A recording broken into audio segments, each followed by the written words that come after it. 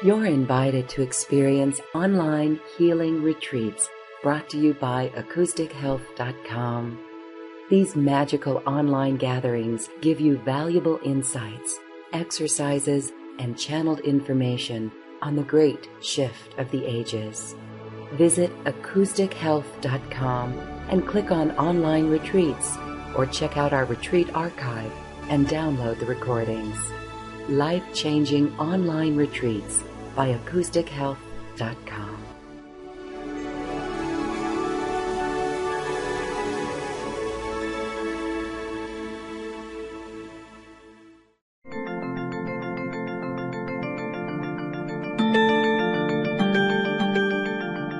Welcome to another healing conversation brought to you by acoustichealth.com. We're going to have a healing conversation today about the truth and ETs. So we're talking about disclosure and what it is, when it will happen, what's being done to encourage or force our government leaders to admit that yes, extraterrestrials, ETs do exist, that we are not alone in the universe, and that yes, we have had contact with extraterrestrials. My guest today is Steve Bassett, an exopolitical activist and leading advocate to end a 65-year government-imposed truth embargo of the facts surrounding an ET presence engaging the human race. He's the founder and executive director of Paradigm Research Group. Welcome, Steve. Thank you for joining us today. It's great to be with you. Now, you have just submitted a second petition to the White House in an attempt to force the Obama administration to respond. And so this started on February 23rd, and you have 30 days until March 23rd to get 25,000 signatures. How's it going so far? It's not where we want it to be. I think we're over 6,000 signatures, maybe approaching probably about 61, maybe 6150. So we're not on the pace we need to be. We have till, well, actually midnight of the 24th, I believe, to get 25,000 signatures. So I'm going to do a lot of promotion this week. Another press release is going out and other things to get people's attention to this, let them know what to do, where to go, and see if we can't, finish it. In any case, the petition is up on the White House website and will be there through the 24th. And this is going to attract some media, so we're going to get some advantage from it regardless of the outcome. Great. Okay. And so the petition, you can go to paradigmresearchgroup.org, that's your website, as well as disclosurepetition.info. That's the key site. That's the info site for the petition, disclosure petition to the Rockefeller Initiative. And right when you go there, right away you see the direct link to the White House where the petition resides and where you can sign it. Now, in your 16 years of research, you have uncovered a lot of great information.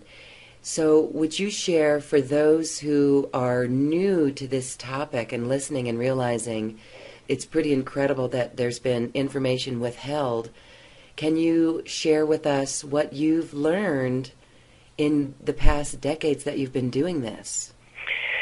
Well, it's not so much that I've uncovered a lot of information. I'm not a researcher. I'm a political activist.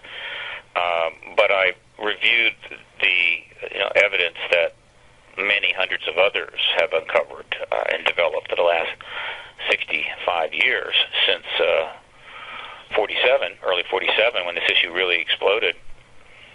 And I already had, before I plunged into it deeply, I had some relatively firm views about it. But the simple facts are that we aren't alone in the universe, which is an extraordinary thing, as profound as it gets.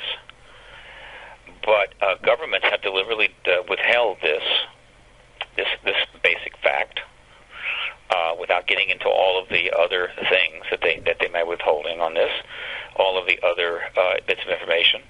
The fact that we're not alone is pretty simple and basic, and they've withheld that. It's a government policy. Other governments have gone along with this policy. The U.S. is in the lead on this. And the question now is that appropriate anymore? is that acceptable that something this profound would be withheld from the world's people by their own governments? Some could argue either way. I've obviously made up my mind that it's just no longer acceptable to do that. The Catholic Church tried to do something very similar. They felt uncomfortable with the new science that was developing in the 1600s that showed the solar system to be different than what the Church said it was, and they made a substantial effort to suppress that from their followers, their flock. They went to great extent. They exhumated lots of people. They killed people. It was part of the Inquisition, and it was hopeless, and it couldn't work, and the Church finally did apologize for it in 2003. Well, the U.S. government's been doing the same thing. Now, maybe they had a better reason, because the primary basis for the truth embargo was the Cold War, and the fact that that posed an enormous risk to society, and they were deeply concerned that the ET issue, should it become acknowledged, should it get out there, would add a significant set of new variables that they couldn't calculate how they would play out under the circumstances that we were facing, which is two ideologies prepared to virtually annihilate each other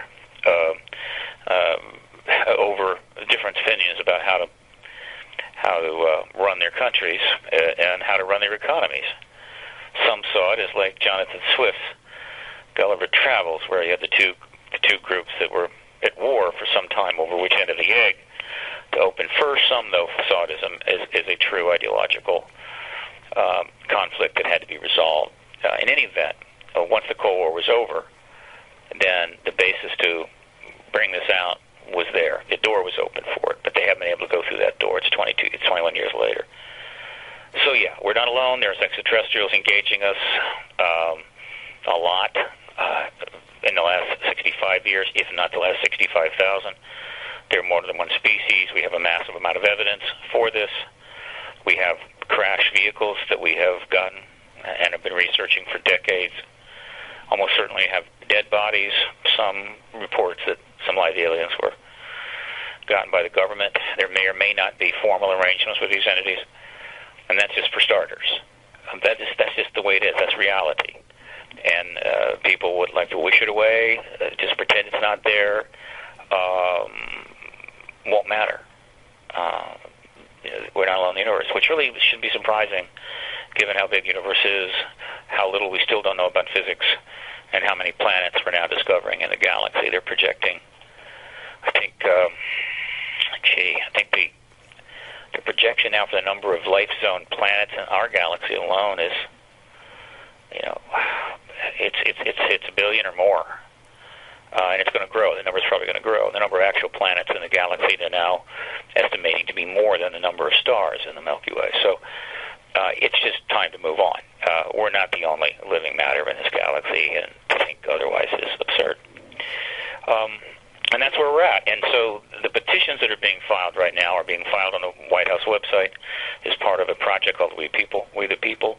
And PRG is using this as a lever to get this issue in play, to accomplish certain goals. The first goal was to get a response from the White House on the key point of the advocacy movement, which was disclosure. We called for the administration to disclose, to release all files.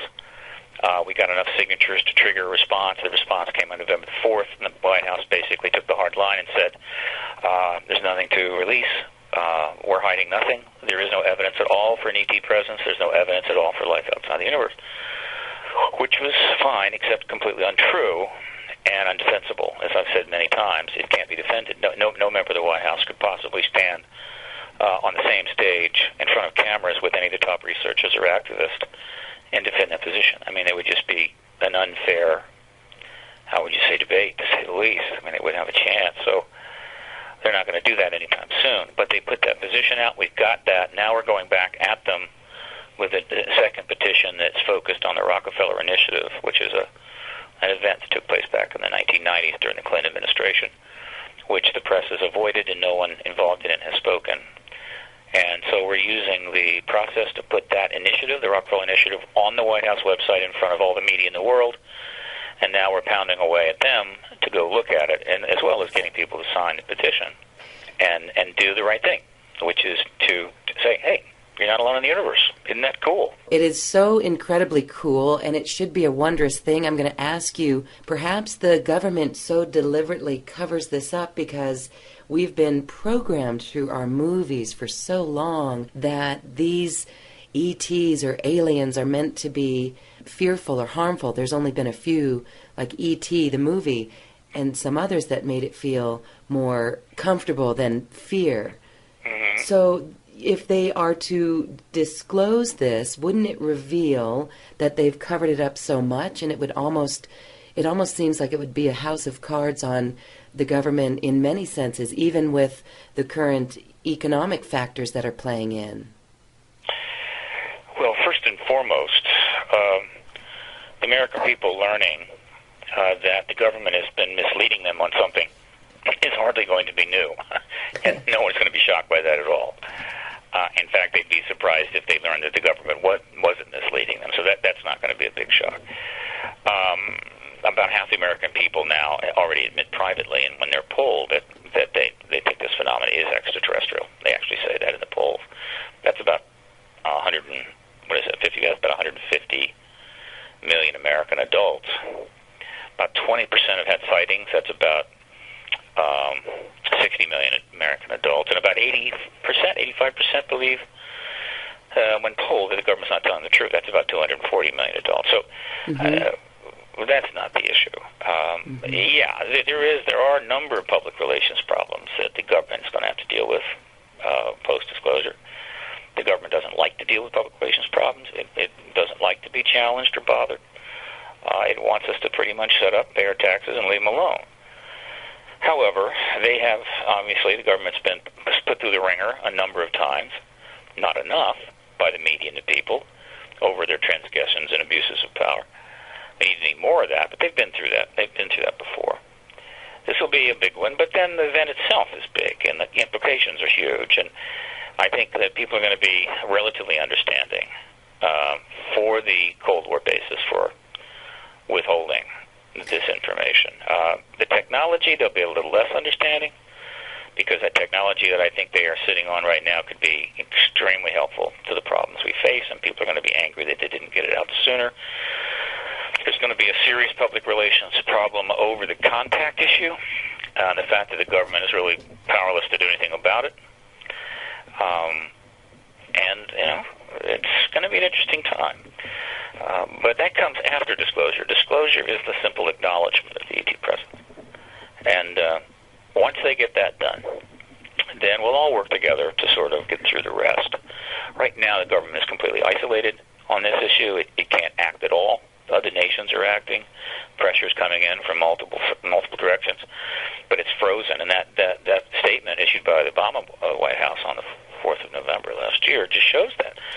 They're locked up. In fact, after 16 years, my assessment of the situation is this, that the U.S. government essentially, when they created the truth embargo, literally built a prison cell for themselves. The government literally locked itself in its own prison cell.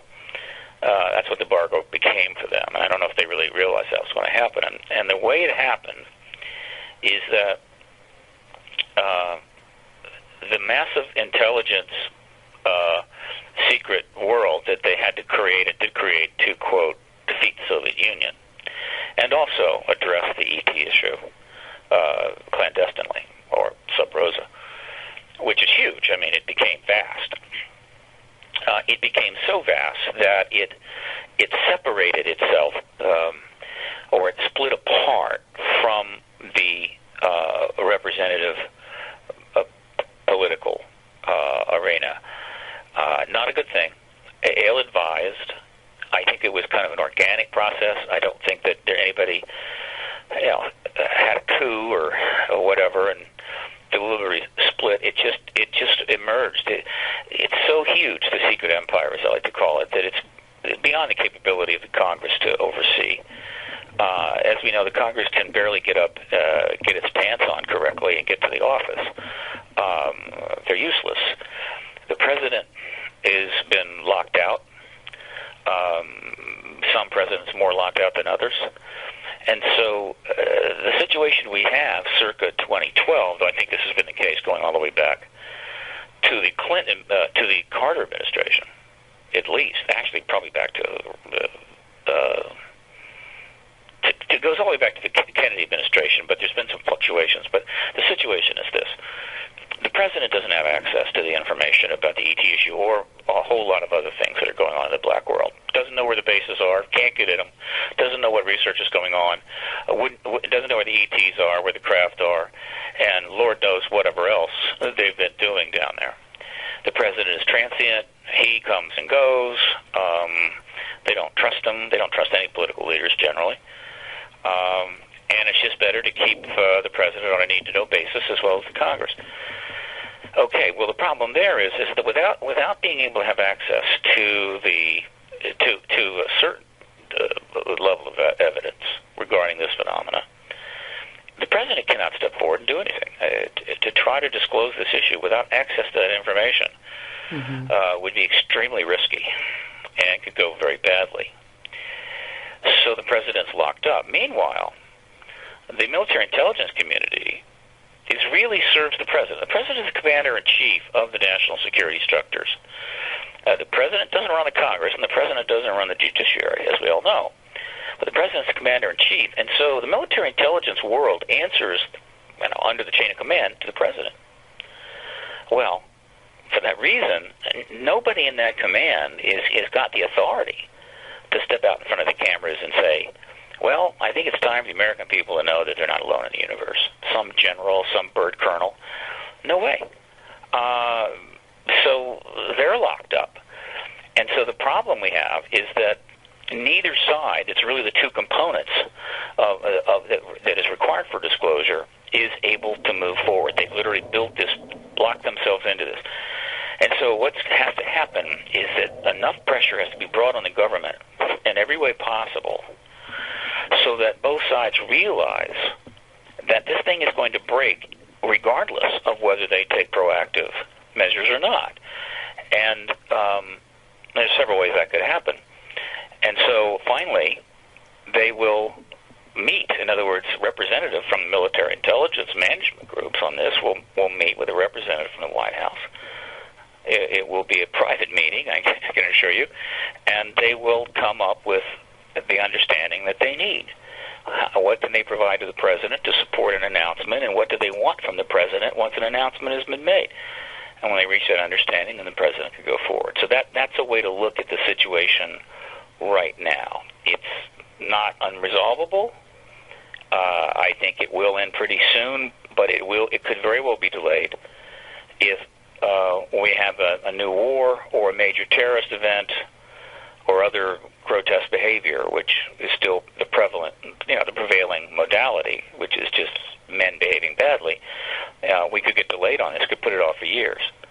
So I think disclosure needs to happen as soon as possible, and we're operating under that assumption. Well, as we, the people, step up and sign that petition, we are disclosure. It's incredible work that you're doing, Steve, in order to lift the truth embargo. I want to go back and ask you about any information you have on the technology that is hidden from us. There's witnesses and evidence which has been amassed, which is helpful. Of the various areas, it's not as strong as some others, but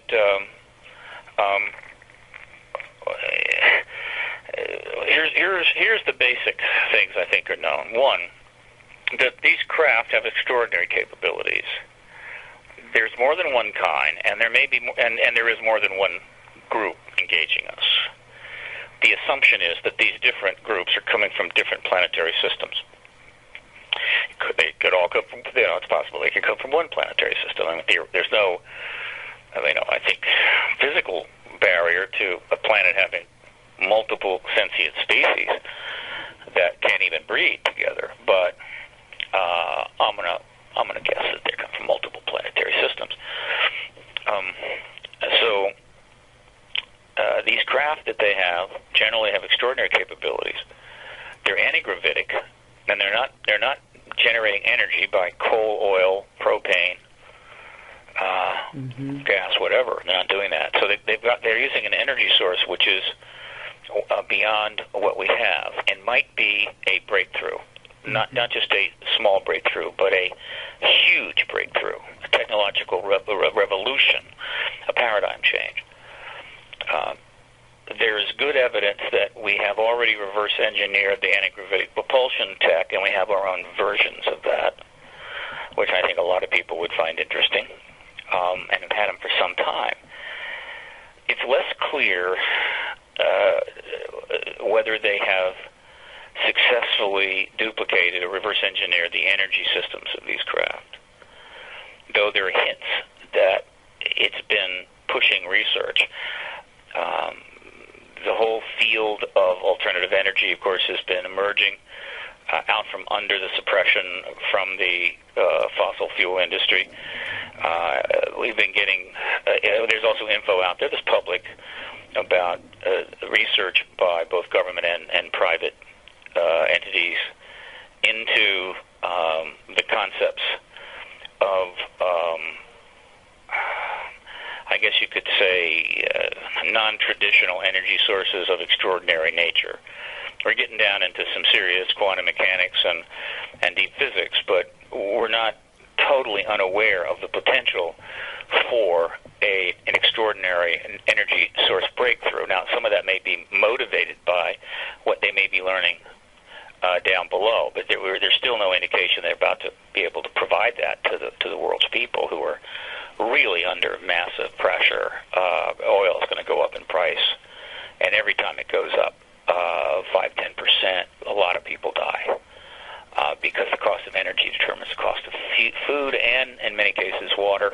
And the non-industrialized poor world can't afford it. And so the cost of energy goes up, a huge suffering takes place, and on and on and on. And, of course, you've got the fossil fuel pollution, which kills several million a year, low-end estimate, from diseases and other factors due to the massive pollution of air, water.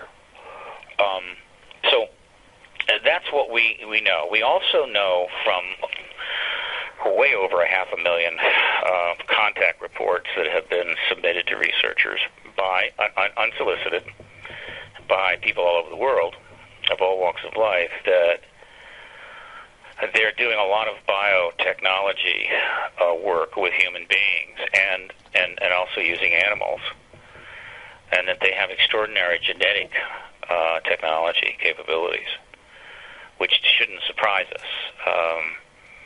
We're 150 years from horse and buggies and snake oil medicine, and we just mapped the human genome. We're cloning animals. We, of course, create hybridization in plants. We're actually starting to dabble with cloning human cells with animal cells. And these entities are probably thousands of years ahead of us. Imagine where we would be 2,000 years from now. So they have extraordinary genetic technology, which opens up the potential that they have the kind of technology that would make curing just about any disease we can imagine really quite trivial. That would be kind of nice. So that's for openers. This is not wild speculation. This is a reasonable assessment of evidence that we already have in hand. And you are very scientific and fact-driven with looking at the species and the evidence of crash sites. So when we look at this, for someone who is brand new to this idea, there could be fear inside of them. Do you, when you know this technology and this contact of, you said even 65,000 years, are you fearful, or do you feel that this is a higher intelligence? Well, high, low, that's somewhat relative, isn't it? Smarter, more advanced, yes. More technology, knows more about the cosmology, knows more the physics of the world. Yeah, they know more than we do. What are their values? Don't know. How similar are their ethics to us? Don't know. What are their motives? We don't know. What's their ultimate agenda? We don't know in detail. Should we have something to fear? Sure. I mean, that's human. That's a human reality. I mean, we're born into a very dangerous world with no real fear, and then we acquire that fear as we grow up, and as we live through life, we find plenty of reasons to utilize fear in order to protect ourselves. This is the nature of human beings, and I don't think it's going to change anytime soon. We have tons to fear right now in the world. I mean, God, the list is very long, and so the ET reality will just be one more thing to add to the list. Not particularly a game changer fear-wise. After 16 years, I still believe, I'm still of a mind, that humans, by and large, still have much more to fear from other humans than they do from non-humans. Mm-hmm. I hope I never have to change my mind on that. There's a huge amount of unknowns here, and humans always fear unknowns. That's understandable, no problem. Unfortunately, the government, in order to, one of the ways they've maintained the truth embargo, has deliberately encouraged, if not introduced, high fear quotients into this. Now, whether the film and television industry was directed to enhance that or not, they didn't really need to be. I think that they knew that the nature of film and television is that scary stuff and action and appealing to emotions is what sells movies and tickets, and so the idea of nasty aliens that are a huge threat was going to sell more tickets than high conscious aliens. Now, the fact is that the film industry does adapt over time. It's not totally fixed, and it did find ways to make movies that put extraterrestrials in a much more nuanced context and make money. Mm-hmm. There have been a number of films that have extraterrestrials that are not evil beings. And it's also the case that there was a time when Hollywood churned out one cowboy movie after another where the Indians are the savage enemy, and the white cowboys are the good guys, and we just killed all the Indians. You really can't even make a movie like that now. It wouldn't go over very well. And in fact, Hollywood loves to make movies in which the Native Americans are shown to be actually of a higher consciousness than non-Native Americans. So Hollywood adjusts and adapts. I don't think it's been programmed. I think they've tampered with it from time to time, on occasion. But in any case, certainly Hollywood has generated plenty of fear-based alien movies. I think the kids are a little more immune to that now. They've been so doused with it, including video games, that it's almost it's not real. I think my generation is more affected by that a little bit. I think kids are, well, you know how kids are. They just love to take chances, and they're less intimidated by technology. They're not going to really have a problem with extraterrestrials unless extraterrestrials are, in fact, a threat. Well, wouldn't you think that if they were, they could have taken us out any time before here? I think maybe there's a higher law. Logically, because they haven't done it doesn't mean they wouldn't. Plus, you've got more factors out there. I mean, if the galaxy is as complicated as I think it is, there are huge numbers of civilizations out there. And okay, so let's say Star Trek, and how does that relate to what we're talking about? Was Roddenberry's attempt to project the future, and I think he was close. And I think the reason that's so popular and it's done so well is that I think he came pretty close to probably describing the way things will turn out to be. Obviously, a little.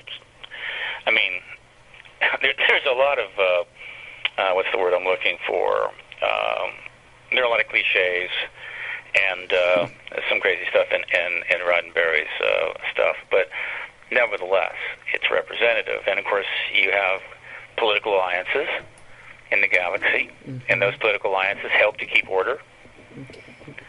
But then you have groups that are more problematic, and they have wars. Now, that's where he may be going too far. because the advanced civilizations have technology of such that wars would just be devastating and pointless.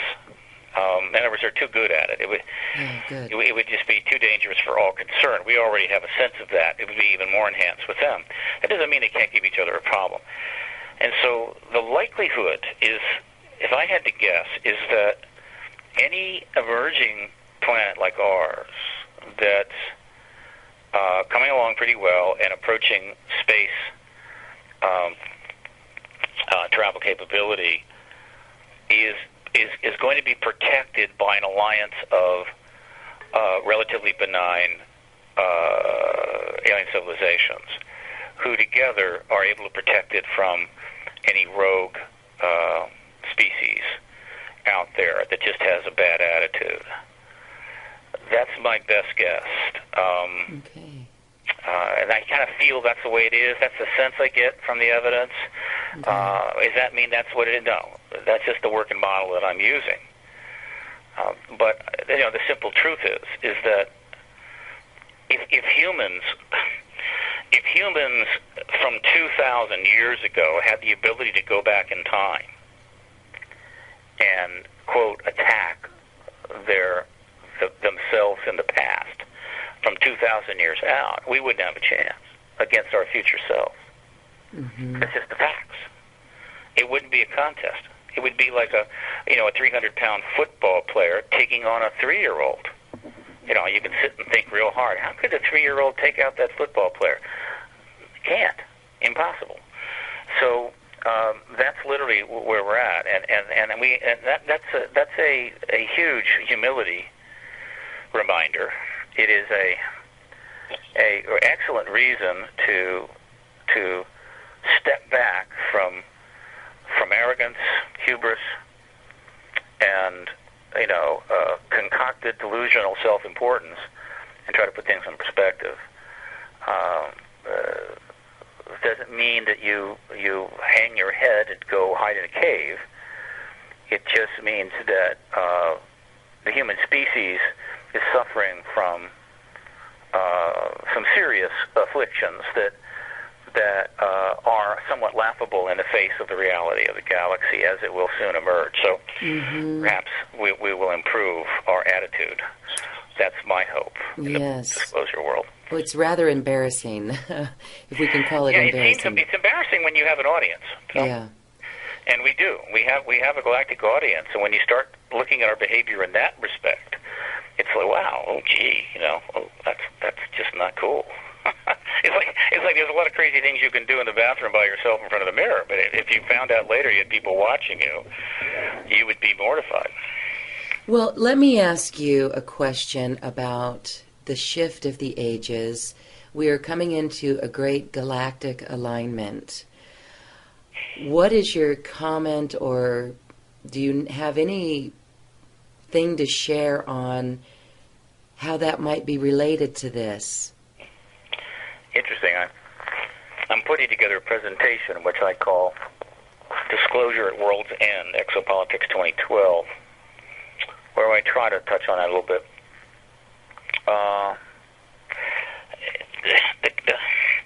What I can say, and this is purely from my perspective, take it for what it's worth, I think there's a huge cosmic coincidence going on here. It's just one of those extraordinary coincidences which we all experience in our own little lives, but it can actually happen on a grand scale.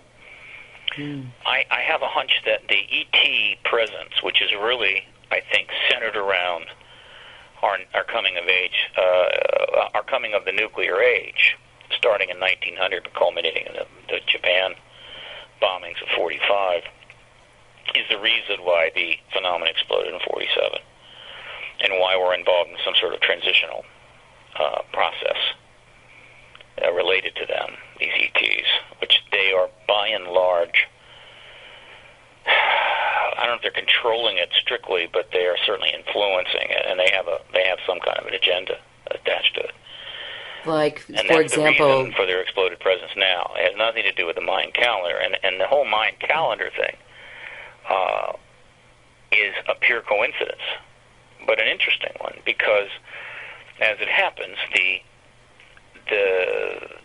lore around the Mayan calendar and what they were trying to do or not trying to do has become, and this has been made possible because of the internet and the global neurosphere we've created here, where an idea can get going and go around the world and go viral in 24 hours. Over the last X number of years, what's happened is that 2012 has become a symbol for all of the transitional aspirations of people worldwide. They've just invested it all right into this. You know, as the population exploded from 1.5 billion in 1900 to 7 billion now, headed to 9, and we pretty much ran past our philosophies in terms of warfare and weaponization, both nuclear and bio, as we pushed the environment to the limits, and at the same time developed all this wonderful technology so that we couldn't escape this knowledge. In other words, we couldn't go bury our head in the sand or hide under the bed. I mean, the real knowledge of what we're doing and what's going on is coming through our TVs and computers daily, and so we can't escape from it. So people are sensing that major change and transition needs to take place, or there's going to be rather unpleasant consequences. Now, some people, and given the fact that people come from totally different backgrounds, you know, really there's 7 billion unique people on the planet, but they different levels of education, different levels of intelligence, different levels of just knowledge, worldview, and all of that. So people are having to work or consider all this from all these different platforms. People who have a lot of science education are able to view it one way. People that don't have much of that really view it another way. But it all comes down to the same thing. It's still this sense of essential transition. Some view the transition in terms of some sort of evolution of consciousness, some breakthrough in worldview, or even organic change in their brain. Some view it as a pure spiritual evolution where they just have epiphanies of realization. Some view it as technological transformation. Others view it as political transformation, both terrestrial and extraterrestrial. But it all comes down to the same thing. It's not just some more change. It's profound change. It's kind of a global cosmic paradigm. And it's all been invested in this year. So that means that this year is going to be pretty amazing, and it's going to be intense. It's going to get extremely complicated because all of this aspiration is going to have an outlet somewhere. And it may not be a good outlet. When people get in that mode and things don't go well, they tend to get very vociferous in their frustration.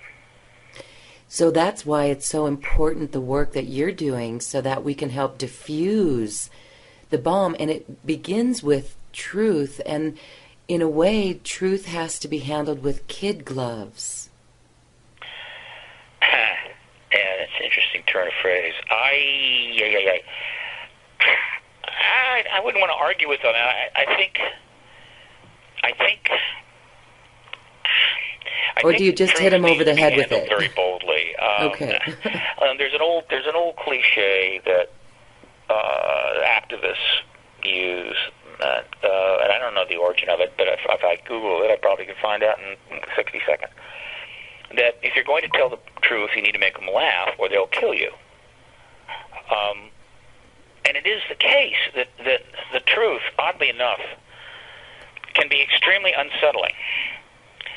And I think one of the reasons for that is a certain mathematical logic to that on any given situation, there's really one reality.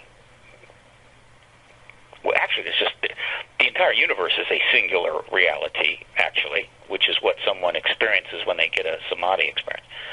But just to be, without getting complicated, any situation, political, personal, whatever, there's one reality. And it's good, bad, it's both, it's uncomfortable, it's comfortable, whatever it is, but there's one reality. And on the other hand, there are an almost infinite number of misrepresentations of that reality. All right, so what does that mean? It means that when you go through life, either as a single person or as a family or as a species or a nation of citizens, at any given time, you could know the actual truth of the situation, or you could allow yourself to believe in or accept an explanation that is one of 1,000 false representations, but it's more palatable. So, and this is one of the great truths, I think, of the human condition, is that because of that simple mathematics, one fundamental reality, an infinite number of misrepresentations of reality, we go through our lives constantly leaning toward, coming up with, and accepting comfortable explanations that are not true in order to just feel better about the ride and the journey that we're on. And anytime someone comes along and says, wait a minute, those 23 things you think about that are not true. Here's what's really going on. And what's really going on is not so pleasant. And people get angry about that. Mm-hmm. No, please, lie to me, And they're doing this with their politicians now. People want their politicians to lie to them about what's going on so they'll feel better, even though they know that eventually there's going to be a price to be paid and there's a reckoning down the line and things get really awful. But in the meantime, they just want to feel good. If a politician comes forward and says the truth, they get really excited about it for a while, and then they realize, wait a minute, I don't really want that, and they go right back to spending money on politicians who lie well. In other words, look, you guys are not lying very well. It's making me uncomfortable. I need you to lie better, or we'll replace you with better liars. And so liars are still predominant in our politics. Truth tellers are rare. So again, this is you want to talk about a transitional change. The human race is in a box in a way, because if a person or a family or a nation or a species gets in the truth business, if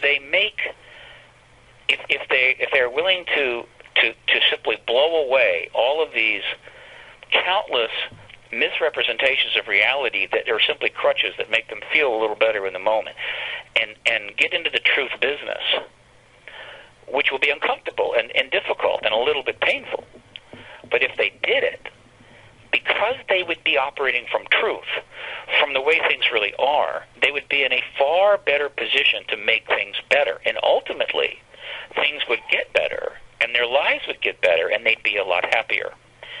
But they're not willing yet to go through the transitional process to get there. And what's happened is that we have now pushed things so far that it's no longer possible to live out these illusions and not pay the consequences. And so we're getting shoved up against the truth in a way, in so many areas at the same time. People are very uptight. You just see it all over the planet. There's evidence everywhere.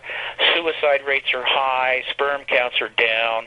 The whole industrial world is on every imaginable prescription drug. Huge amounts of mood-altering drugs. Huge amounts of illegal recreational drugs. Massive amounts of stomach medicines, and on and on and on. Mm-hmm. And this is because they're literally being shoved up against this wall of reality, and it's just stressing them to the max. And when they do the studies, interestingly enough, around the world about various groups out there, they consistently find that the poorest groups, the poorest nations, these people are happier. Yeah. So the poorer they are, the happier they are, though they may suffer. And that's because they're not being shoved up against this wall of truth that we are. And so the industrialized, smart world, educated world is just going frigging nuts. And it's kind of fascinating to watch.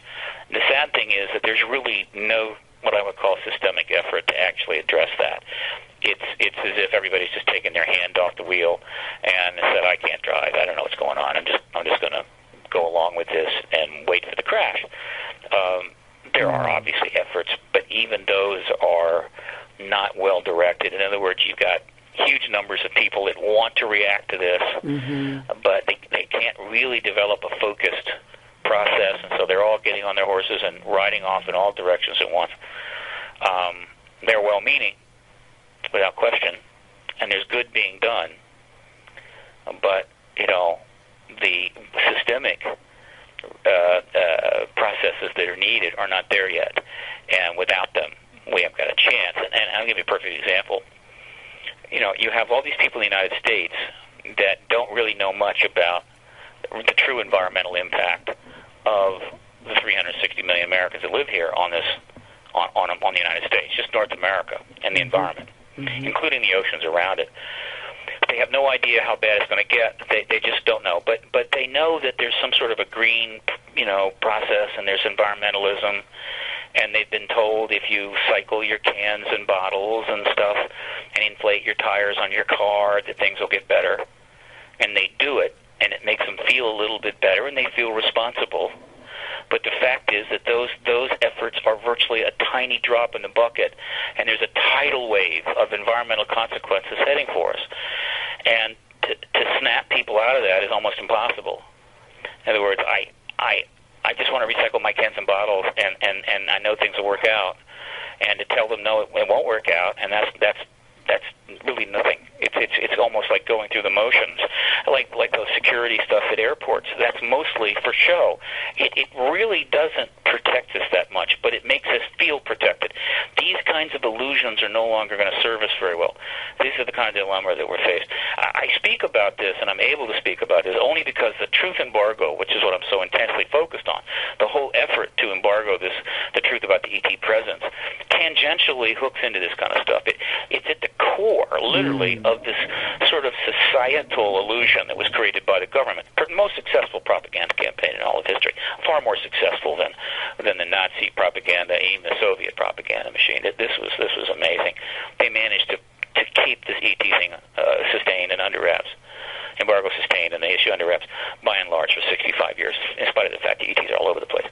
Unbelievable. Now, it's about to end pretty soon. Well, does it tie into what we know is the Illuminati and the banking cabal? I don't think so. Not so much.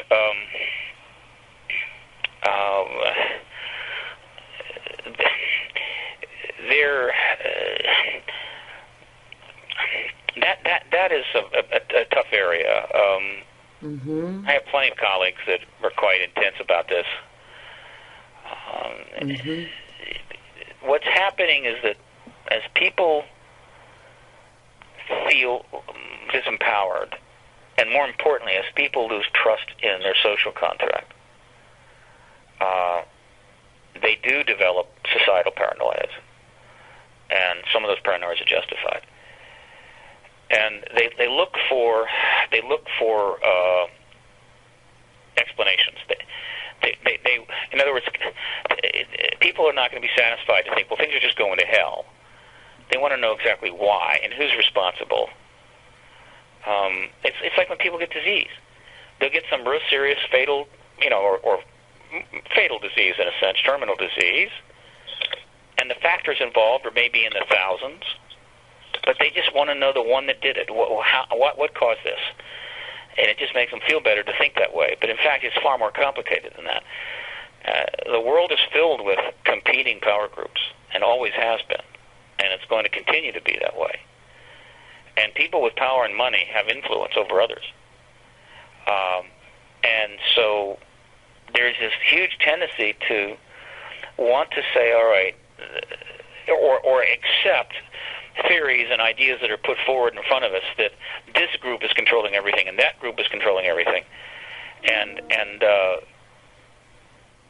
usually they can't even name them, though in some cases they do name them, but in many cases they can't name them, don't know where they are, don't know where they live, don't have their phone number, don't have their email address, but they're running everything, they're controlling everything. And I just don't think it's that way. I think there are controlling groups, and I think a lot of them are utterly narcissistic and more than capable of doing a lot of damage, and I think a lot of them are even competing with each other. So they're not unified. They'll even go after each other, and they are operating at a level above the regular person. They have influence and money and power, just like movie stars and big sports figures have money and influence and power. They may not exercise it, though. They may not really try to influence our lives, but they've got it. And if they wanted to, they could probably do a lot of interesting things. And they're very much in the open, but we're more worried about the ones that have money, influence, and power, who are not celebrities, who are not known, and they exist too. And they operate in another world. Mm-hmm. And we're suspicious of them.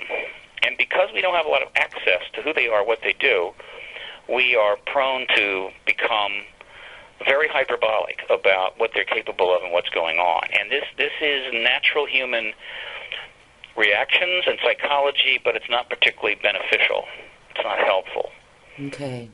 What is helpful is for people to look at each other and look at the reality, the real reality of where they're at, and say, how can we act together to have extensive influence and power? How can we expand the collective? How can we counter the influences of elite groups, whatever their, origins, whatever their banking, affiliations?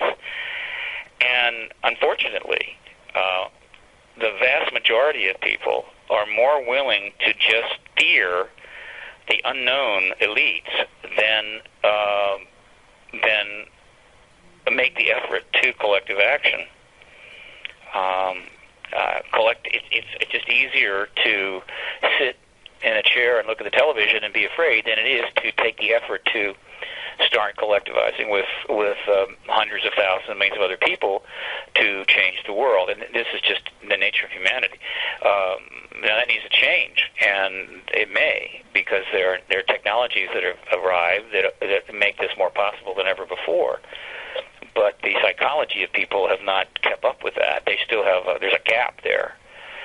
And so there's still a lot of people that feel that their lives cannot change because a bunch of bankers in Europe are already controlling everything, and they run the president, and they own all the, and then there are people that believe the ATs are controlling everything.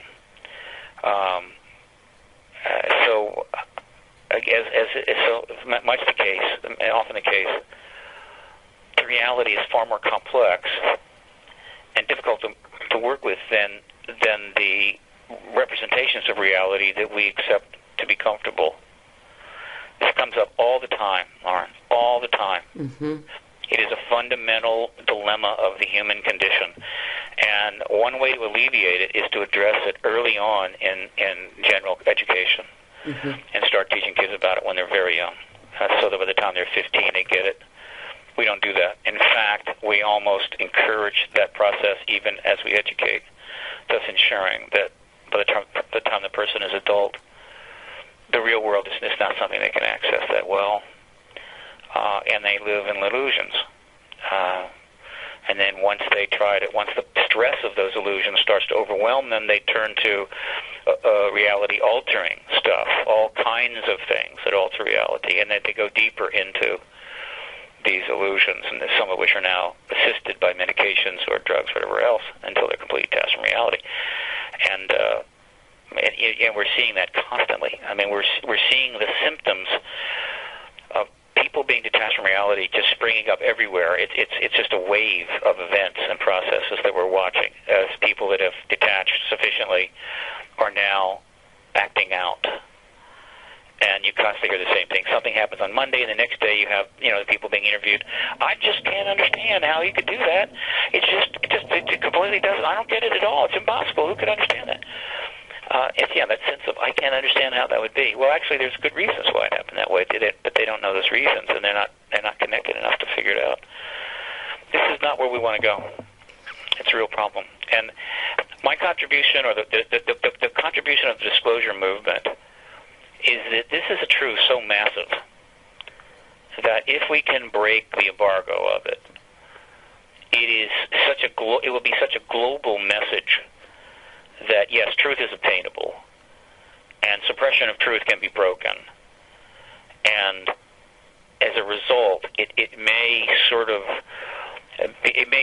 prime the pump, and all of a sudden we may see truth starting to emerge from other governments and other institutions, and they may get into the truth business because for a while it's in their benefit, and people may hunger for it, and they may start saying, give us more reality. It's kind of like, after 50 years of television, people are so fed up, are getting so gorged on all the artificial plot lines of fiction movies and fiction television, teleplays, and screenplays and teleplays that they just can't take anymore. I mean, they've heard and seen every conceivable fiction plot you can imagine, and they're starting to get into documentaries, and they're thriving on documentaries and reality television, which is not actually reality, but it's still not pure fiction. This trend is not trivial. It reflects a need and a thirst for people to kind of get out of the illusionary box that they're in and actually know something real that works, you know. And this is just it's not a huge trend, but it's not trivial either. I mean, documentaries are going to be the principal mode of information in the 21st century. And more and more people are, you know, I hear that, you know, they don't even watch television, don't go to the movies that much, because they've had all the fiction they can handle. Not that fiction doesn't have value, not that there isn't great art there. It's just that it's not like we go once a month to a fine play. I mean, we're being drenched with hundreds of billions and billions of hours of person time spent and being entertained by non-real fictional plots and realities. And then there's advertising propaganda. Throw that in there. So there's huge stuff going on. So when I talk about change, I'm talking from that perspective. If you really look at what's happening right now, and you look deeper and deeper, you actually see that the change is underway is huge. Right? People are looking for some sort of huge singular example, some moment, and a switch goes off. No, it's not big like that. It's big, and then it's deep and pervasive. And as you move into more and more areas and look at them, you begin to see that there's change happening on a global scale with respect to people's lives and governance, technology, environment, and so forth. That doesn't mean it's all going to work out, but it's happening. Yes, and so, you know, when we speak about being pushed up against the truth, I have a guest on the line, Dr. Suzanne Lie, who works with people, assisting them in therapy when they get pushed up against the truth. So welcome, Dr. Sue. Do you have a question? Yes, question, comment kind of thing. I wanted, first off, what did you call it, your working model. I totally agree with your working model, and also I wanted to address the evolution of consciousness and change in the brain, because that has been my scientific and metaphysical quest for 40 years. And there's a lot of research about that there is actually new brainwaves that are coming online in our brains. And also we're getting better equipment to make these types of measurements. But with this evolution of consciousness, there's, you know, I know from my website and the different people that I communicate and things that I read, that there is a huge movement of change that is based on this evolution of consciousness. And it's interesting, these people are coming up with the same information that you have come up with through your, you know, traditional scientific exploration and research. So I wanted to ask you perhaps to comment on that a little bit, because part of the things with the children, they had to change the terms for autistic because it was getting down to 1 in 75 children. And I know as a therapist that these children are cognitively, they are wired different. They do not learn the way we used to learn. And they have a different state of consciousness. These children come in saying things that were not allowable when we were children, that's for sure, because it would be far too out there. So along with the social changes that are happening and the people that are getting so lost and going to drugs to get, new visions of reality, I'm wondering if you've done much research on the people that have gone into, meditation and different types of consciousness activities to find their different vision of reality. Well, again, I'm not a researcher. I'm a political activist. I'm a pragmatist, nuts and bolts, secular. So I'm looking at the world from that perspective. But you know, it's interesting. You say that, but you're saying very almost exactly the things that people that say, I'm a psychic or I'm a higher dimensional being. You're saying very much the same things. And I think it is so wonderful to have this portal, to have you be like an interface between the two different ways. It's like one can come at change from change happening within ourselves, and so therefore it's reflected into our world, as opposed to the other paradigm of reality, that change happens in our world and then it's reflected within ourselves. And I think what you're offering is an interface between those two paradigms of changing our reality.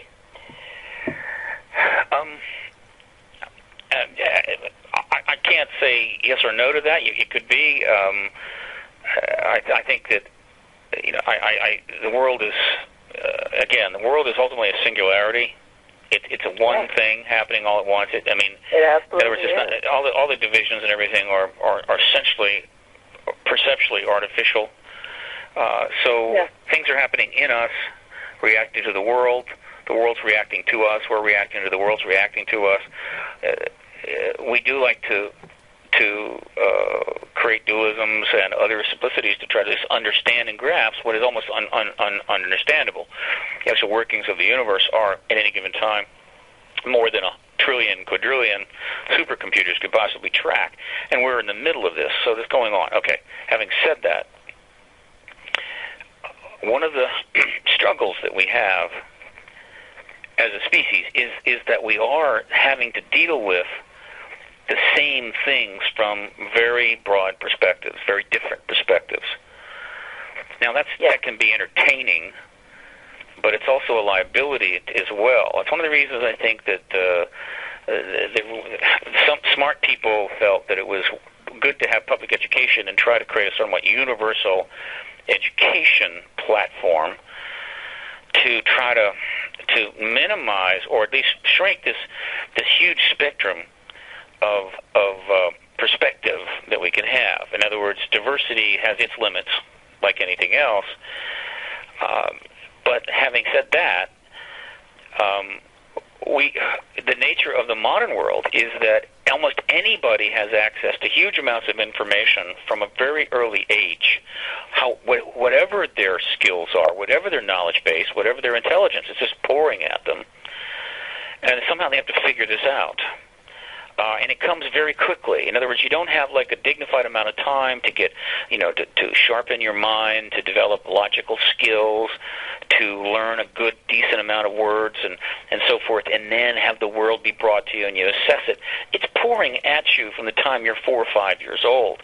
And so what's happening is we've got an increasingly larger group of people who are processing huge amounts of information with less and less of a structured intellectual process. It makes for a very wild and crazy and somewhat entertaining reality and world, but yet a very difficult one to operate in, and ultimately a very inefficient one, and sometimes a very dangerous one. So, boy, how do you deal with that? You can create the dualism of science versus spiritual approach, the spiritual versus scientific approach. It's a dualism that serves some people well, and I can appreciate it. You just have two things to think about. What's the spiritual approach? What's the other? Well, it's more than that. The word consciousness is really not fully understood, and it's used very casually and thrown around, and it's almost lost its value. Because it doesn't really have a relatively consensual or consensus definition. That's a problem. I can only say on the consensus. That's the whole thing. Because you're right, there isn't a dualism between these two realities. There is actually a blending process.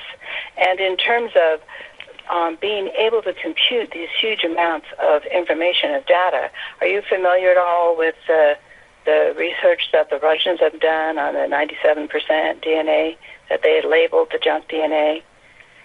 Yeah, I'm familiar with the junk DNA. We'll be learning more about that. We have our own little quantum computers in there. We just have to figure out. Well, actually, it's a matter of upgrading. And so there's. I'm more familiar with something you mentioned earlier, and that is the emergence of unusual children. This is an area that's interesting and has a potential ET connection, so it's extremely significant, possibly. Yeah. The evolutionary process is generally fairly slow. The fundamental engine of evolution was generally Darwinian and involved a lot of generational turnover. When humans developed, when advanced society comes along, increasingly less and less factors are involved based upon survivability. In other words, you can survive well past childbearing time into old age with all kinds of problems and issues, delusions, illusions, defects, whatever. And so that whole process has been dramatically reduced. And theoretically, that is the fundamental driver of evolution. So what the hell's evolving here? Well, what could be happening is that, for one thing, the human race in just the last 100 years has been subjected to an unbelievable escalating environmental change. And by that I mean everything, not only toxic chemicals, but electromagnetic radiations of all kinds, and so forth and so forth, and noise and so forth. And so we're changing in that regard. Whether that's every evolution, I don't know. But it's not weeding people out. It's not killing people off so that we are, quote, becoming more able to adapt to this stuff.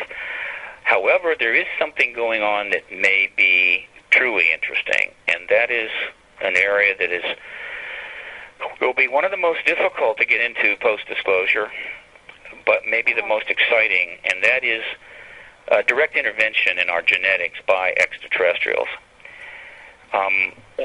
They have the ability to do things. In other words, they have the ability, I think, to make genetic alterations that might normally take millions of years. They can do them in weeks, months, or a couple of generations. And there's mounting evidence that they have been tampering with us in a number of different ways. What we know the best about is the creation of hybrids, multi-level hybrids that are taken away. Now that's one group. It's one group. We'll call it I don't know what you call it. We need a name for this. In other words, they extract a female egg. They add a significant amount of alien genetic material. They allow it to stay in the human's womb for a little bit. They pull it out, and it's raised in vitro from there on. They then take that entity, the female version of that entity, they add a little more human DNA, that entity, and gives birth to it. Or they take out and in vitro develop a second-level hybrid. And by the time they get to the third level, they've got a pretty human-looking entity, right? But those are off somewhere. We don't know where they are, right? Some people think they're living here. I don't think so. But there's something else they may very well be doing, and this is where it gets really interesting. I'm pretty sure they have the ability to address a zygote, which means a fertilized egg in the woman's womb. Uh-huh. I think they can address it in situ, but I think they can also remove it, alter it, and put it back. And this then entity is born. It is born by the woman on the planet. It is theoretically a hybrid of sorts, but I don't think it's a hybrid in the sense of what they're doing in the first case. It's altered human, meaning it can go to a doctor, it can be given an MRI. No doctor is going to go, oh my God, this is not a human being, but it's different. Yes. And this is emerging. There's a lot of different names that are being applied. You hear indigo children, you hear star seeds, whatever. I mean, the language is still evolving. Some of the language is rather awkward. Some of it is not. But this is one of the big questions I'm looking to see answered. Are they creating advanced humans this way, a certain percentage, a certain number. Now, this wouldn't be evolution. This would be genetic manipulation, which is a whole different ballgame, and ultimately needs to be viewed that way. We don't want to have any delusions about this. In other words, these children couldn't be here without their intervention. So this is essentially an upgrade, very much like we upgrade software down here. And the first question you would ask is, why would they be doing that? Why would you want to upgrade humans? I could understand why they make hybrids, right? There could be a lot of reasons for that. But why would they upgrade humans? And I believe the best explanation is that, and there's a lot of studies that show this, that you only need a minority percentage of a population to have a relatively cohesive view or cohesive approach to something, or even ability to take the entire population with them. And by seeding enough people like that, as these kids emerge, it's going to make it easier for us to make this transition to essentially a galactic participant. In other words, it's to advance the learning curve, in a sense, because the society is led by a relatively small group. It's not led by a very large number. I mean, I think the concept behind representative democracies is to try to expand the number of people that are involved in the process of leading. Nothing wrong with that. Even then, it's not a huge number. So that could be what's going on. And I bring this up. It's important because if that's what's going on, the sooner we recognize that, the better. Now, if it's not the case, and somehow our brains are changing and somehow evolving because they're receiving energy from the center of the galaxy or whatever, right. Well, then that's what it is. It's a working theory. Yeah, but these are just theories, and there's hundreds of them. However, the evidence for this genetic manipulation by ETs is actually substantial and growing. So my interest is there. That's a good place to look. And are you thinking that this intervention is done by the benefic galactics, or done by the Zetas who were doing the experimentation back in the 40s and the 50s and the 60s? Because they are the service to self and service to others. Well, I don't have enough information to be able to characterize them in that way. I'm still grays, reptoids, insectoids, and what have you. I'm not able to put names to them or talk in more greater detail about their history. I don't know it. Others can. A lot of that is channeled information. I simply can't go there. There's certain aspects of the emerging evidence that is very, very encouraging. That doesn't mean there aren't some aspects that aren't. But and you need to look at those too. But there's a couple that are very encouraging, and people need to look at that. With a reasonable amount of what's the word? Skepticism. I mean, they can't over-focus on it. But one is crop circles. I mean, the crop circle phenomenon is amazing, and I'm absolutely convinced that there's alien circles there. I think there are humans as well, but. And this idea that they're creating these glyphs, seroglyphs, in this way with the expanding and more complicated versions of it year after year, and that's somehow a bad thing. It just reeks of benignity. It reeks of advanced thinking. It reeks of consciousness. So it's a very positive thing. Cattle mutilations are not so positive. What now? The crop that's bent over, you can actually eat it. Yeah, there's not that much crop that's left. Yeah. The damage is minimal. Right. But then there's other stuff that's not so cool, like animal mutilations. I mean, that's interesting. It's troubling, though. They don't do anything to animals that we don't do. But then the other thing is this genetic manipulation, because if you look at it, there's no evidence that if they're making changes, these changes are particularly negative. If any of the kids that we're seeing, though admittedly, if somehow autism is somewhat related to this, and you've got kids that are having to deal with this, and which is to say that the process or whatever they're doing while it may be creating some strong positives, it's also creating situations that neither the parents or the kids are able to deal with, and these kids are not functioning like they ought to be. So in other words, that shows a crudity to it, which bothers me a little bit. But Mary Wadwell is one of the leading researchers in the world on indigo children, and one of the ones I trust the most. I mean, she's already dealt with 3,000 contactees in Australia.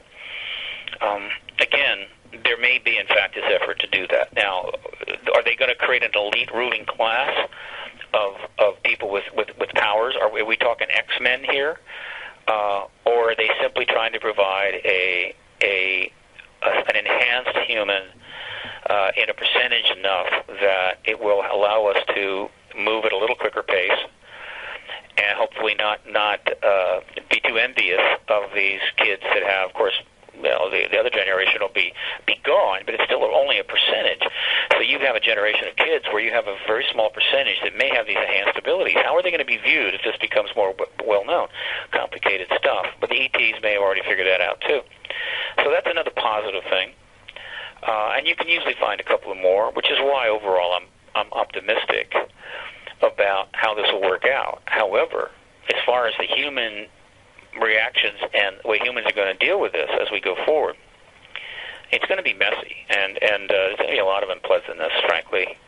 Not the kind of societal breakdowns that the government has propagandized, any of that, but it's going to be messy, and it's going to be somewhat unpleasant in a lot of ways.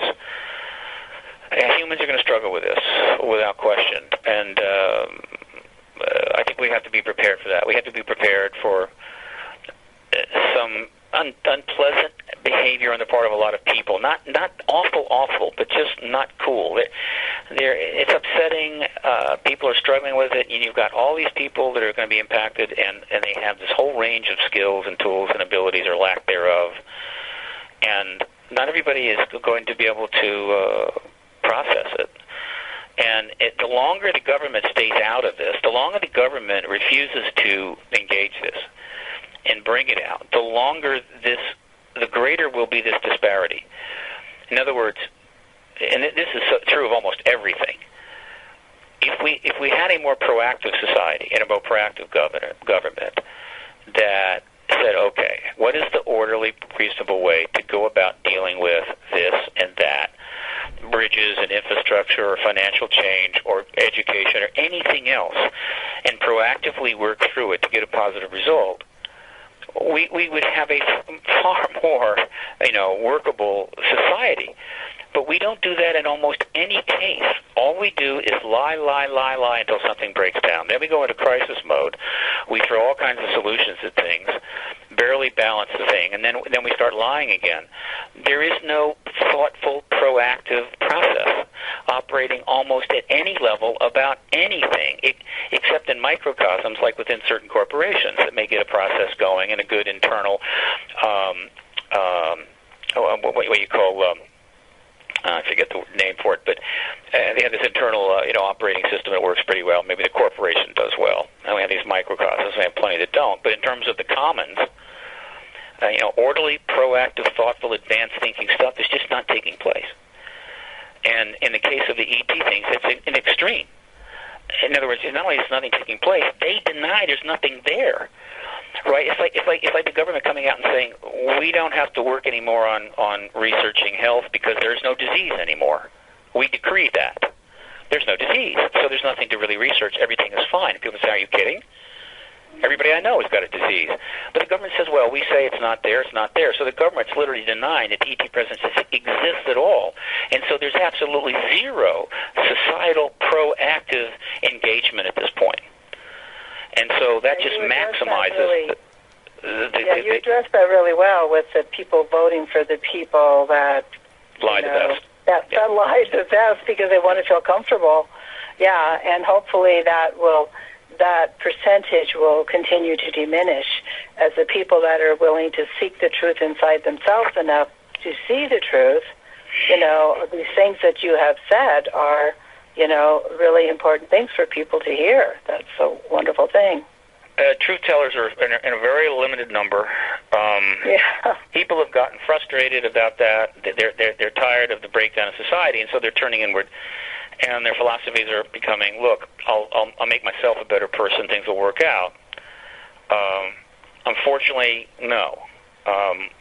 It's a nice thought, and I don't, want to suggest that no one should try to be a better person, a less violent person, or whatever, a higher conscious person, whatever. The nature of society is that if that's all you're going to do, we're in deep trouble, because it doesn't work that way. There's only a limited number of people that are going to do that, and so the commons will degrade. It will collapse. And it's like the people that will get together occasionally and they'll light candles and they'll march, at night for peace. And they do this and it makes them feel good and they put out a vibe. And they would love for 50 or 100 million people to join them, but those people never do. What they do is elect, liars to the government who then service the next war. And we have war instead of peace. Yeah. And so ultimately, it keeps coming down to the collective. In mass societies, the collective has got to get it together and start operating in their own interests. Mm-hmm. And what I mean by that is not special interests, but rather the collective of the commons. You got 50 million people that are not on health insurance. Then they come together, and they put a few dollars together, and they hire the best lawyers and lobbyists and PACs, and they start influencing the government to solve the problem of massive misrepresentation, that's the word I'm looking for, disparity in healthcare. And you could go on and on and on about that. We don't do that in America. We're still just figuring it out. And so essentially any billionaire virtually can run us around the track all day long. And they do it. Right? Over and over again, a particular corporation, a particular billionaire, drive us nuts. When in fact, if we come together in a collective, we could buy that billionaire 10 times over. But we won't do it. And so people that turn inward and say, I'm going to find a higher consciousness and things will work out, what they're going to find is they're going to have some nice, quiet meditation, and then they're going to wake up one day and realize that the whole place is on fire. The days of that are gone. Right, the days of low population on this planet where you go off in the woods and lead a quiet life of meditation are over. If we don't get things together, there'll be no woods. 15 billion people will chop them all down. And on and on and on and on. Do you think it's possible as people go inside, as you say, to expand their consciousness, that they are able to actually make the changes that you're talking about because they are more unable to tolerate the lies and are more willing to vote for and support the people that are willing to say the truth?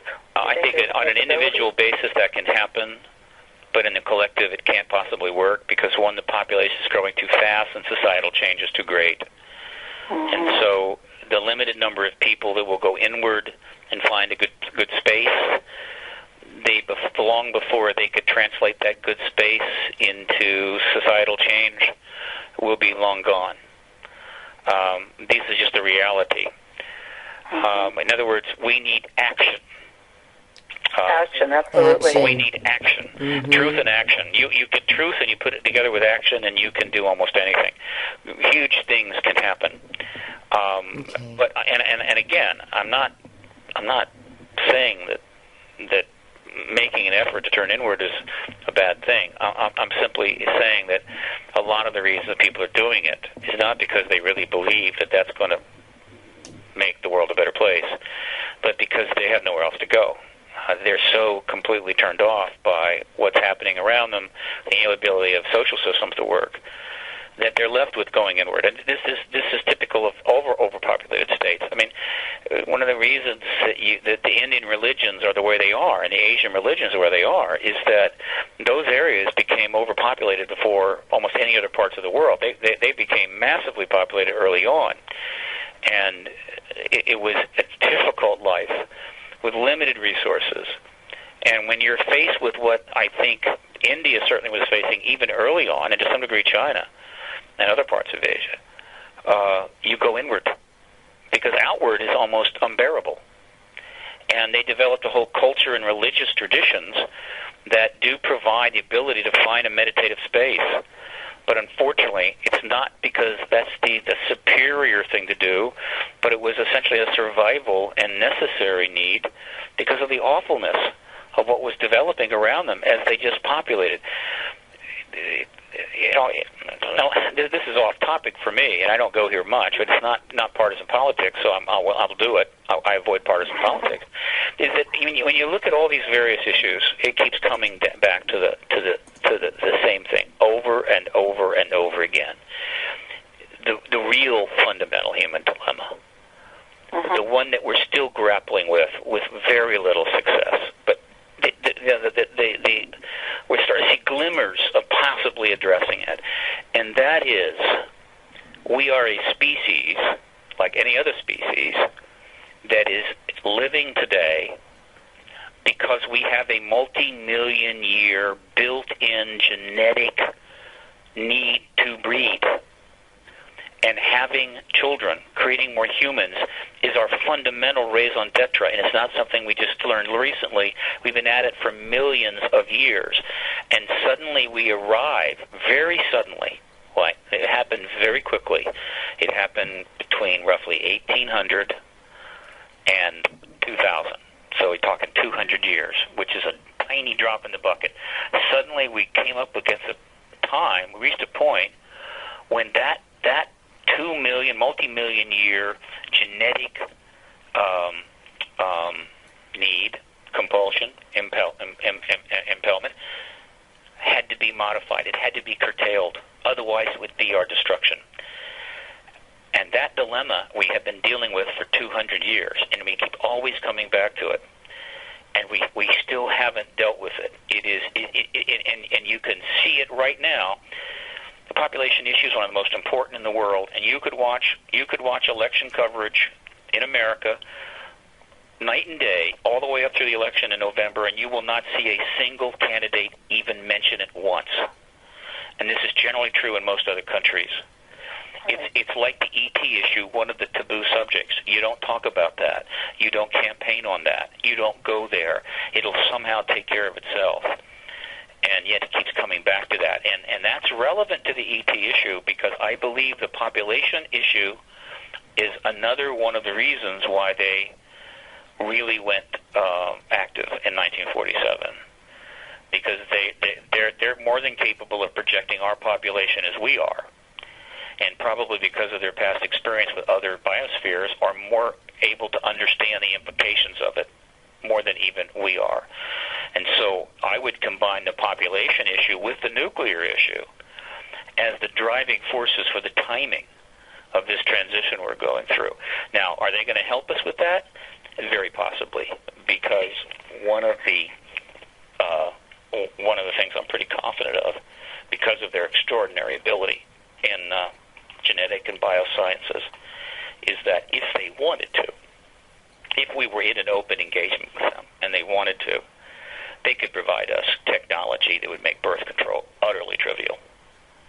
And we could probably have the population fully under control in 2 generations. And that would be that. And then we would be on our way to making this planet an extraordinary place, a planet without want, a planet without violence and war of a significant level.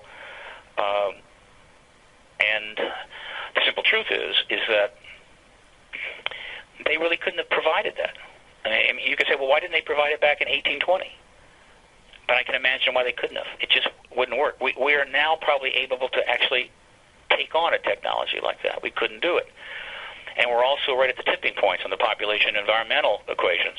And so, again, when you start looking at it from the big picture, which is my job, I'm supposed to step back from the planet as far as I can, get up there in an orbit of maybe 10,000 miles out, and look down on the whole thing, including the ET engagement, and see if I can figure out or see what may be going on, just as a model to be able to make decisions about advocacy, maneuvers, and also to come to conclusions about whether to proceed or not to proceed, because not all activism is appropriate. Sometimes you don't want to do that. But to do that, you have to have a big picture model. Otherwise, you're just groping in the dark. When you look at that bigger picture, you see them tampering with our nuclear weapons. You see them dealing with our genetics, and you're thinking, wow, is it possible that not too long from now nuclear weapons are going to be a non-issue? Population management will be trivial and non-coercive, and that we may even be able to have enhanced humans, which will give us a little bit more of an edge. Is that all just 10, 15 years away? Because if it is, we're going to get through this century okay. Yes. I like that. Yes, that's what I would call the higher consciousness view, because it's based on hope. And we know we have to keep rising above the fear, because fear creates destructive behaviors and hiding behaviors, and hope and exploration and courage, such as you're displaying, is what is what's going to transition us into a new version of reality that I can, that I agree. I see it right there, and like I said, many people that are channeling and information that I've gotten in my inner self, it totally fits everything you've said. So for me, it's so very validating, because all this stuff that, someone like you might say, well, this is a woo-woo world. My husband would say that. No, I just can't deal with it. I just can't deal with it. I don't judge. It totally matches everything that you've said. I mean, right on track. And that is a beautiful thing. So there is a cohesiveness that's happening here. Well, a little cohesiveness would go a long way, that's for sure. That's for sure. One of the things I would love to see, and it maybe will happen in the post-disclosure world when all things are possible and all things will probably be on the table more than ever, is to sort through the psychic phenomena we've been experiencing and find out who's really channeling and who's not. What is really happening there and what is confabulated. In other words, see, one of the great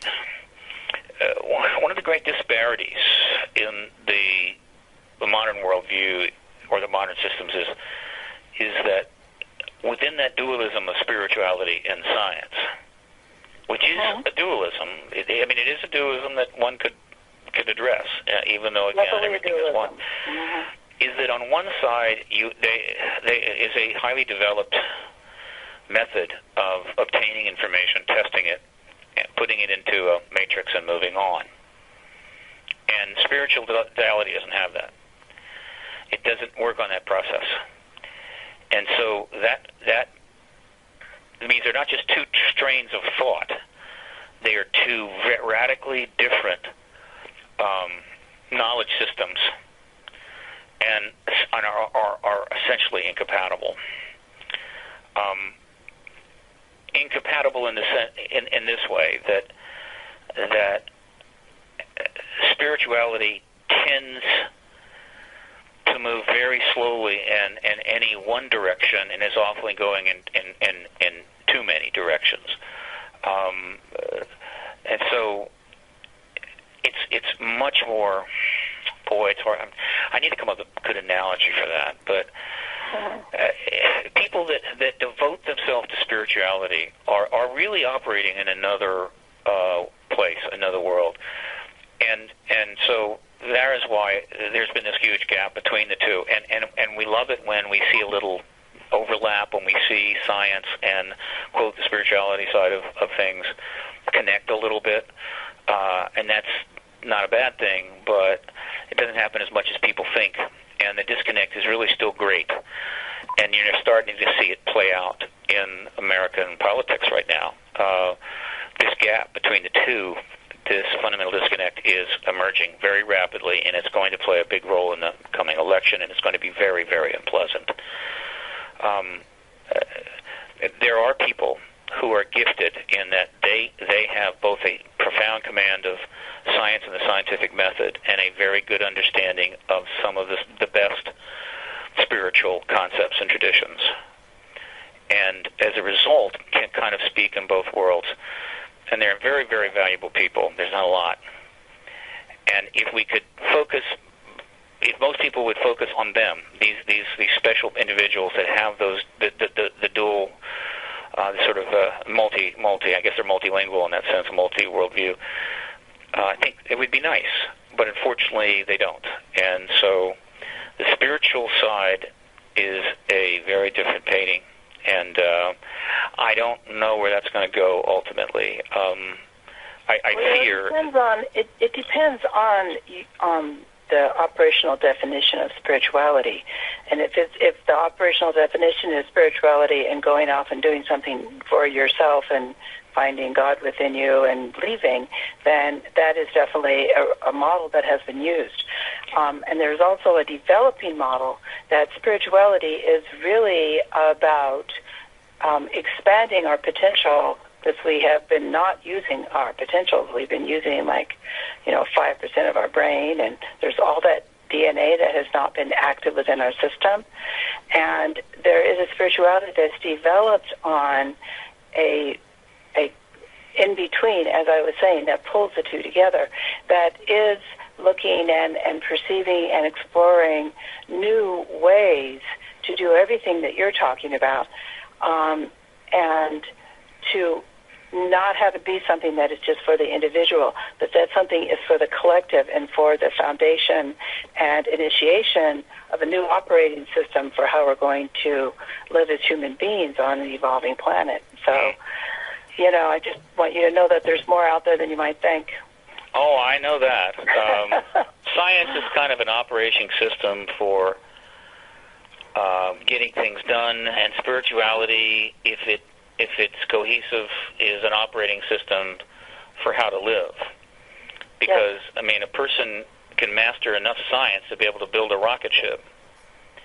But being able to build a rocket ship, and even what you know to build it, really says virtually nothing about how you would live your life. And so these are two different operating systems, Mac and PC. Yeah. But unfortunately, really spirituality also includes, I think appropriately so, the entire religious context, and that includes all the world's religions. And, of course, they're off in a whole bunch of different directions. And so ultimately, they will shrink. Not right away. After disclosure, I think the numbers will go up. But I believe that they will shrink. Inevitably, the whole religious spiritual side of our existence has got to be preened. Is it preened? Yeah. Yeah, preened. In other words, it's prune like you prune a tree. Do you prune a tree, or you? Yeah, you prune a tree. You take off what is dead. It's going to be pruned. Take off everything that's dead. That's exactly. I agree with you completely. You got to get rid of all of the. See, scientific method is designed to get rid of that stuff as you go forward. Religion doesn't get rid of almost anything, right? And so it has to.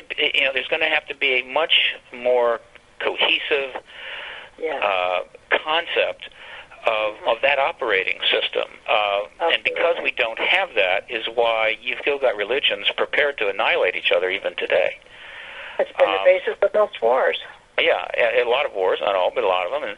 And so that's just a reflection of the fact that you've got way, way too much baggage.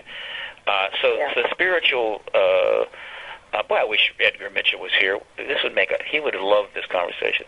The operating system for the spiritual side of the duality needs to be substantially upgraded, and that is going to be a formidable task. It's a task that people are in the process of. People are in the process of doing that, and they better hurry up. Yes, absolutely. I agree with you completely. Well, we all better hurry up. It takes many forms.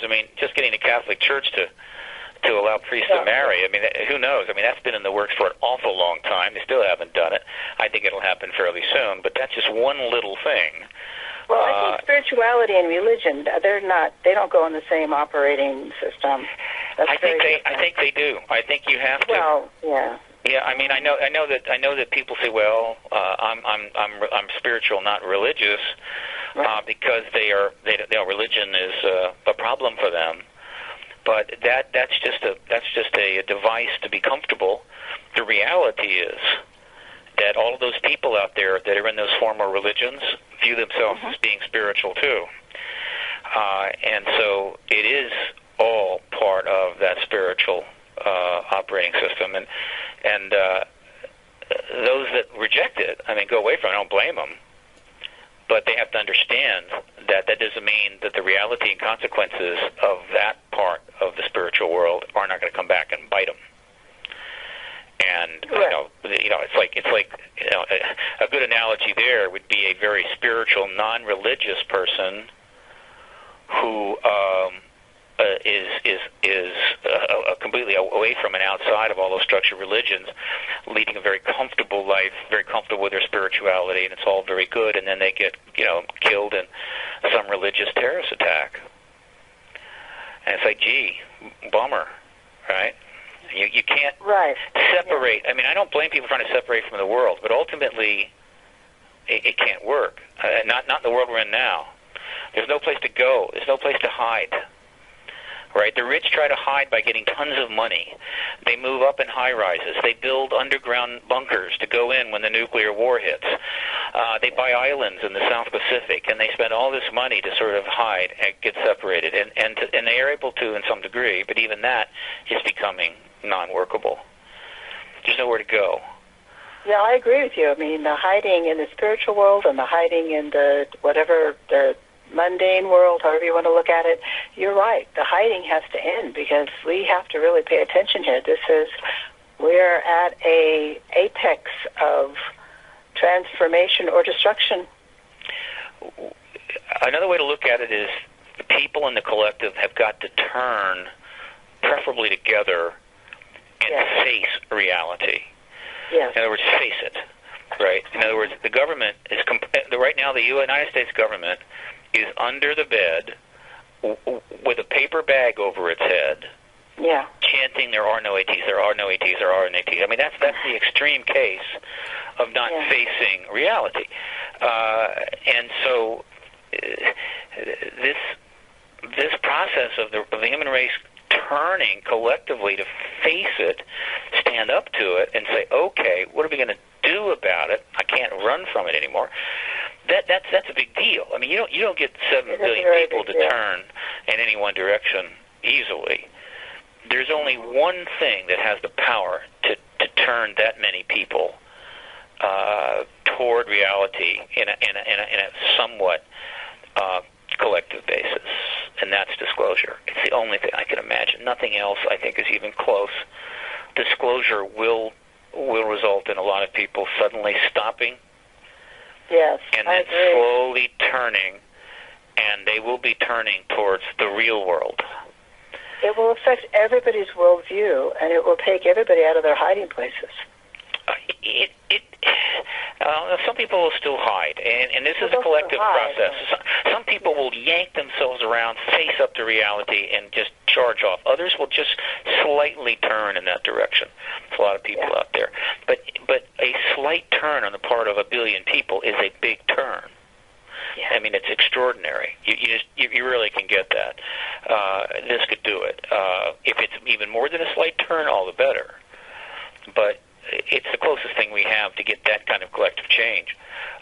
Nothing else is there. I mean, people believe that messiahs will turn up, and they'll be so profound, so extraordinary that that whatever powers they have or whatever specialness they have will cause huge numbers of people to turn and face, quote, supposed reality.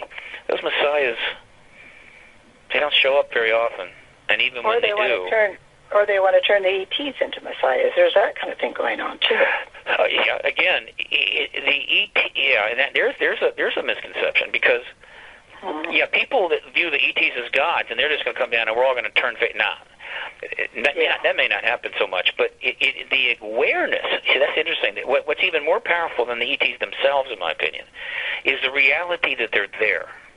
Whatever they're doing, that moment, that we are not alone moment, that is the real powerful motivator to turn people's world's view. Once they turn, they will find the reality is complex.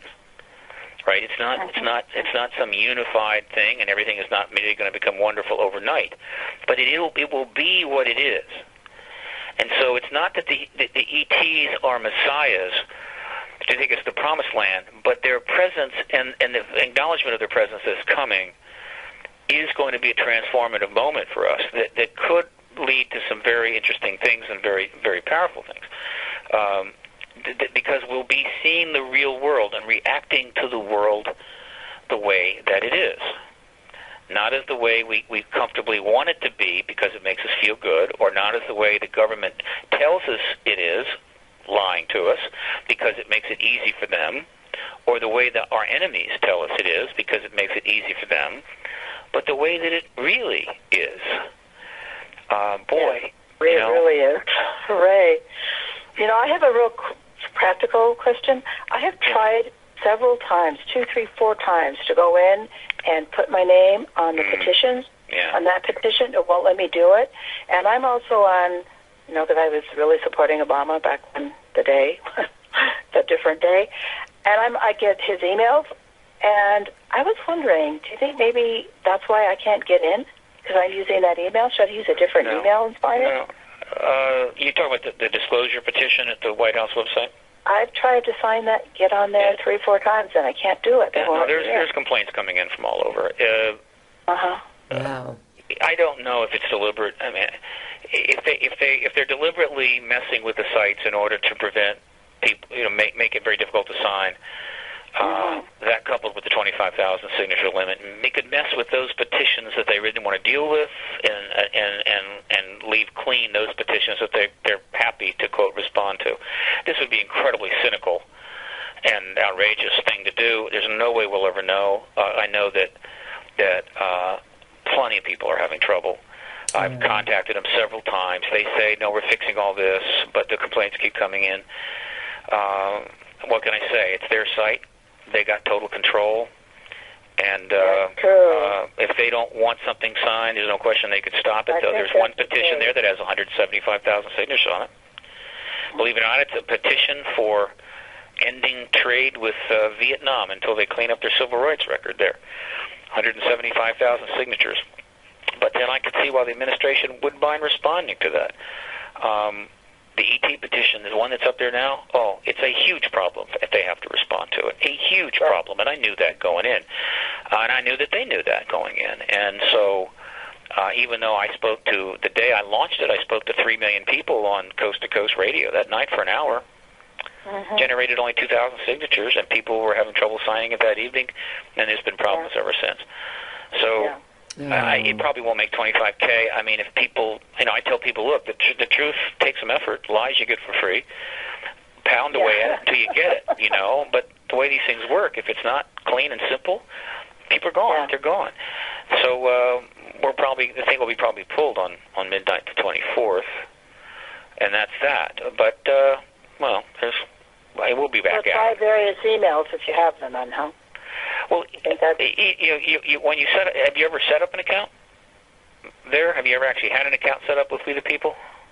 No. Oh, okay. We the People. Oh, is that okay? You have to have a We the People account. You have to create an account, yeah. So when you pull up a petition there, whether it's the Disclosure Petition 2 or any other petition, it will say create an account. You have to do that. You click on the create an account. You will then have to give them your first and last name. That's required. An email address. That's required. City, state is optional. City, country, optional. Then they send you immediately an email. This is typical to all commercial accounts. Send you an email with a verification link to prove it's you. You click on that. You have a password they send you. You use that. You log back in, and you sign. That's how you do it. Okay. Maybe I didn't do all of that. That's good to know, because maybe other people didn't do all of that either. So yeah, no, some of it is people just don't understand. I understand that. I understand it. Yeah, I will go make the We the People account, We the People account, and do all that if I can get in now, because I want to sign. Well, I'm glad, and I hope you'll spread the word. So we are disclosure, and we are the economy, as you said today. And so in closing, what business strategies are you setting up in place for after? If disclosure takes place, then PRG will immediately start addressing the issues of the post-disclosure world. And the first and foremost issue will be, is the government telling us the truth? In other words, are they in any way playing with the truth on this? The disclosure event, there's ETs here. That's easy. I mean, we already know that, and that's what disclosure is. After that, everything else we learn is potentially problematic. And so one of the first things PRG needs to do is focus on that. In other words, be prepared to react to anything which is suspicious, and also assist in the process of getting the information out. Of course, they'll immediately try to raise some money finally after all these years. I think the money will be there, funding will be there, and that money will allow PRG and others who get funding to do a lot more than they're doing now. And so the movement, the truth movement, will be empowered pretty quickly and have quite a bit of resources to work with. Will be, the disclosure movement will be the hot item. It'll have its day, as it were. So that's the first thing. Is the government going to tell the truth now that we've gotten the cat out of the bag, or are they going to start playing games with it? Are they going to pull their horns in? Or what are they going to do? That's number one. Two would be to start trying to build collective action. In other words, try to start providing ways that people can come together in large numbers to decide how they're going to go forward. In other words, disclosure opens the door to a new world. It doesn't create that new world. It just allows you the door. You can walk into it. Now you have to build it. The new world post-disclosure will be built. It won't just suddenly emerge out of nowhere. Disclosure is nothing more than a moment in time. It's a door that actually takes us into another place where we can now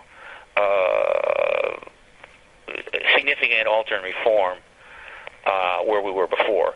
But that's actually going to be a very immense task. And if the people don't come together collectively to influence it, then limited groups of highly influential, powerful entities will construct the new world to their specifications and have it all locked down, and we'll be out in the cold again in the new world, outside looking in.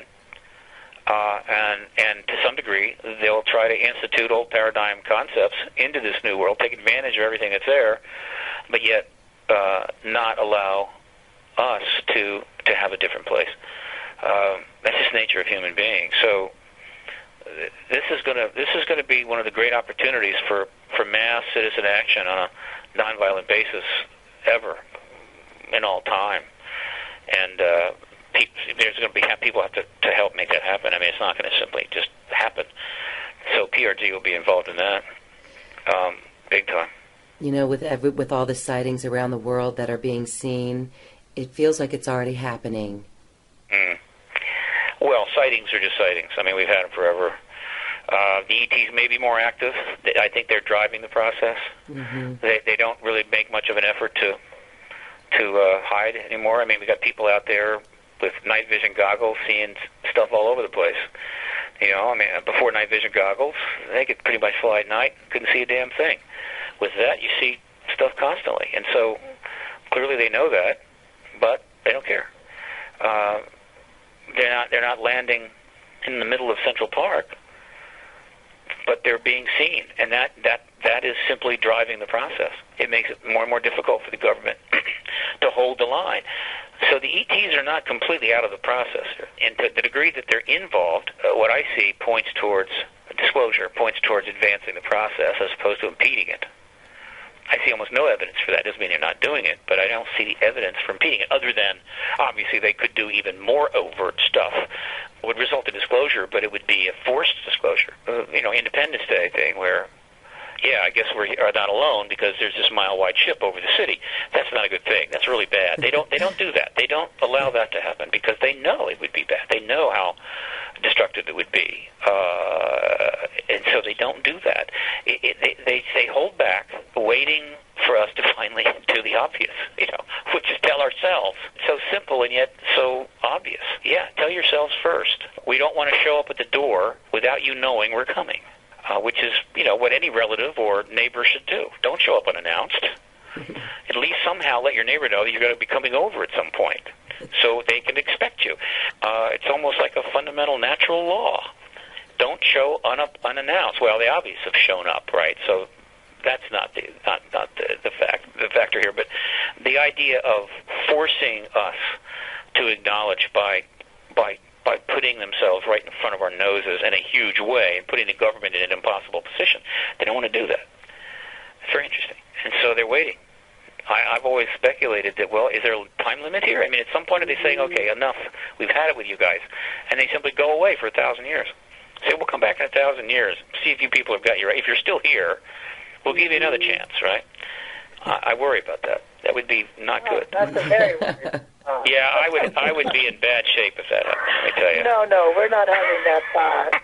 But see, I think they're evolved enough to know, just as you said, that it's always the few that rule the many. And there's a lot of the few that are very open to what they have to share with us. So, a certain percentage changes the world. A certain percentage changes the world, but you can change the world without ruling it. You know, activists generally don't try to rule, they try to change. There's a difference. Yes. Martin Luther King never held an elective office. And never ruled anything. So change requires a certain percentage of the population. Yes, absolutely. And then the amount that rule could be a very small group, but our founding fathers, I don't like to get into that too much. I mean, I don't like to people make too big a deal of it. But the people that sort of structured the American experiment, on the backs, of course, the Native Americans, did have a pretty good idea, and that was that if you want to minimize the awful abuses of power that history had shown over and over and over again for thousands of years, you have to expand the governmental base. You've got to have the state being ruled by a much larger group of people, and certainly no king. I mean, that's obvious, right? But they wanted to go beyond that, and we have made some progress there. Right now, we're shrinking a little bit. We're coming under the influence of much too much money and control from special interest groups, so we're seeing that concept being violated, and we don't like it, and it's causing trouble. But in the post-disclosure world, we've got to expand it. We should have universal voting in this country. We need to set up internet voting that works. Not easy, but it can be done, and get the voting numbers up to 90, 95, 97%, so that virtually everybody is participating in elections and participating in that government that way. That would be a transforming thing. I don't care how, the fact that some people just vote and not really care. The fact that they're actually involved would be huge. It also would minimize other problems. All that's doable. There's a lot of things that could happen very quickly. But, again, we need to be in a world where the collective commons is very strong, the governance is broadly covered, and truth is at the center of the social contract. It's the one thing we can depend on. If you're going to put something at the center of the social contract, it's not gold bullion, right? It's not a bunch of battleships. It's the truth. If you make the truth the center of the social contract, you're going to do fine. You're going to have the best possible chance of having a highly successful society that could go on a very long time. And obviously that's not where we're at right now, particularly in the United States. The Soviet Union completely violated that concept and utterly collapsed after 73 years. And only through utter brute force were they able to make it that long.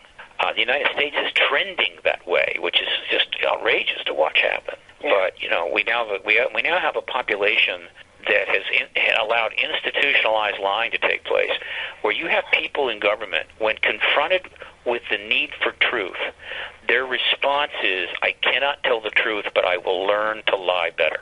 That's literally how they operate, with a few notable exceptions. I can't tell the truth, I'm sorry, but I will try to lie better, so you won't know. The only response to them is, I feel very bad for you, and is there any chance you can resign now and go back to where you came from and try to lead a productive life so we can get somebody else in here, because you're utterly useless to us and you're a detriment to society. Go away. I mean, that's what you want to do. But, of course, they don't go away.